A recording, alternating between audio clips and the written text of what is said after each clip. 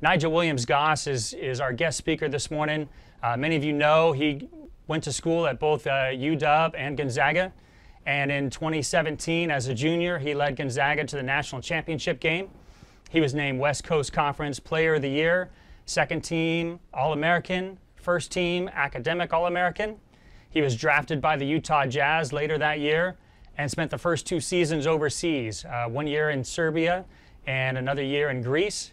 And then this last year, he was with the NBA's Utah Jazz. More importantly, Nigel has set up a basketball camp at the Hub Sports Center these last 3 years and has come with 120 kids signed up to take his camp. And that's the largest camp that we've ever hosted at the Hub. And he and his family are very invested in what we do and in the kids that come to the camp, and they teach about life skills as well as basketball skills. So Nigel, thank you very much for being with us this morning. Hello, everyone. Thank you so much, Phil, for having me.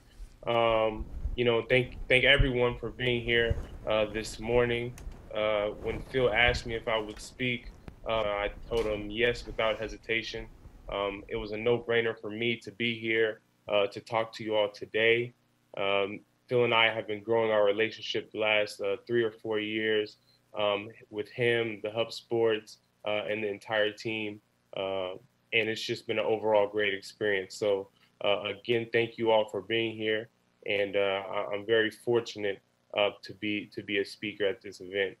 For those of you who don't know, my name is Nigel Williams-Goss, as Phil said. I graduated from Gonzaga in 2017. I graduated with a bachelor's degree in psychology, and I am currently still a part of the Gonzaga program as I'm working on receiving my master's in organizational leadership. So I'm about 1 semester away from finishing school and being completely done with it. It's been a journey, but I'm glad that I've progressed. After I left Gonzaga in 2017, I was fortunate enough to be drafted by the Utah Jazz in the second round of the 2017 draft. At the time when they drafted me, there wasn't a lot of openings for me to actually play with the Jazz my rookie year, so I decided to play overseas. So I spent my first year playing professionally in Belgrade, Serbia, and I played my second year in Athens, Greece. Didn't know much about either place or either country prior to moving over there, but I found out very quickly that this world is a great world and has so many beautiful things to offer, so many beautiful people across the world, and both of those years were just unbelievable, eye-opening experiences for me to grow not only as a basketball player, but probably more importantly as a person. So wouldn't trade those 2 years in for anything. Following my second year playing overseas, I was able to make a lifelong dream come true of signing an NBA contract. I signed back with the Utah Jazz last summer on a 3-year contract, which for me was a dream come true. Ever since I was 9, 10 years old, my entire dream was to play in the NBA. So to make that a reality last summer is a pretty indescribable feeling, and one that I thank God for every single day to live out a dream. This first year in the NBA was a little bit different. Obviously, as the pastor spoke on it, with the whole COVID pandemic putting a little bit of a hold on the season. Right before we entered the playoffs, we took about a three-month hiatus before returning to play in the bubble down there in Orlando. And for those of you who don't know, the NBA put together an isolated bubble for all remaining NBA teams. And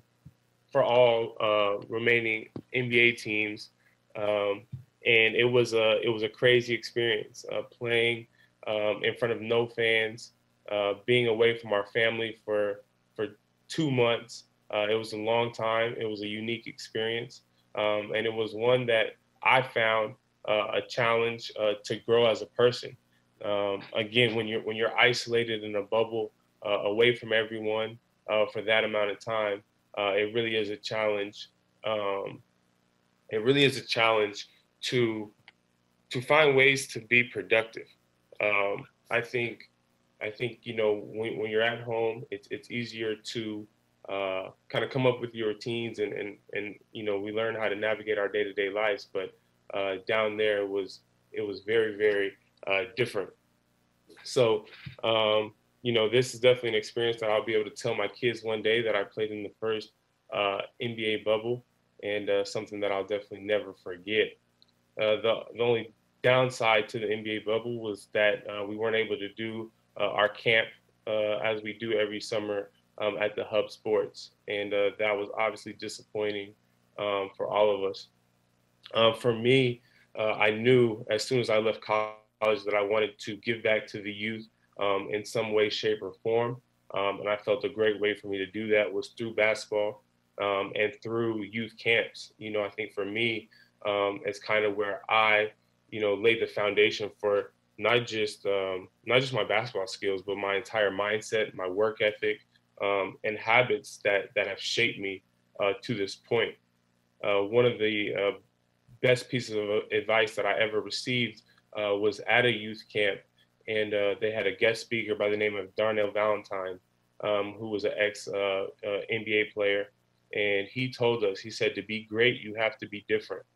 And just those words of to be great, you have to be different, like I said, really set the foundation for what would be my entire mantra for my whole career. And that was, to work extremely hard on the court, work extremely hard off the court. And more importantly than working hard in those two areas is just working to be the best person that I could be. I think the measure of success is how we impact those around us. And I think by being well-rounded, again, and then adding being well-cultured, that I think I received when I went overseas. All those experiences have really shaped me and helped me to kind of grow that mantra of just being well-rounded again, and being able to give back to the youth. When looking for a facility in the Spokane area, because I knew I wanted to do my camps back in Spokane, just because of the amount of support that I received while I was at Gonzaga. I felt like Spokane was a place that was hungry and passionate about the game of basketball. And again, it was a place that I felt I could leave a lasting impact. So I knew I wanted to come back to Spokane to do the camps. And then when I met Phil and his team at Hub Sports, it was a no-brainer. I think the things that Hub Sports stands for align very closely with my own beliefs. I think their commitment to excellence, not only in the fields of athletics, but also outside of the court and in the classroom and in the professional world, really makes Hub Sports a special place. I think some of their programs like Hub 360, when they open their doors to kids to come in after school and get mentorship and get help with their studies, all of these things, again, when I found out about it, I was blown away. And I immediately wanted to connect myself and my team with something and people that were doing such positive things in the Spokane area. And I think I was able to learn from Hub Sports as far as all of their nonprofits that they connect with, and which is why I wanted to provide a well-rounded service at my camp. So one way I was able to do that was through guest speakers. So having a variety of guest speakers that will come and talk to the kids in multiple areas. So for example, I would have the legends in the Spokane area, people like Coach Few come and talk. I've had John Stockton out, players like Dan Dickow, as well as people in other avenues, people in the professional world, people like my cousin, who's a 23-year-old cancer survivor, who's now having a successful professional career in the tech industry. I also thought it was important that the kids and the youth in the area understand the importance of giving back. And that's what we're here to talk about today, is giving back and helping a facility and an organization who's doing so many good things in the Spokane community. And so what I did was I brought in some of the nonprofits that I worked with, like Naomi, Blessings Under the Bridge, Youth for Christ, these organizations that are also doing amazing things in the Spokane community. So the kids were able to see me physically give back by donating to each of these non-profit organizations, and also just being aware of the amazing organizations in their community. And I think oftentimes a lot of kids don't even know what's going on in their own community in a positive light. So for us, for Hub Sports, for myself, it was important that we shed light on all the positive things happening and brewing in the Spokane community. Again, I think I'm just very, very blessed and honored to be a part of the Hub Sports team over the last 3 or 4 years. You know, for me, I wouldn't be in the position, you know, that I am today if it weren't for facilities like Hub Sports.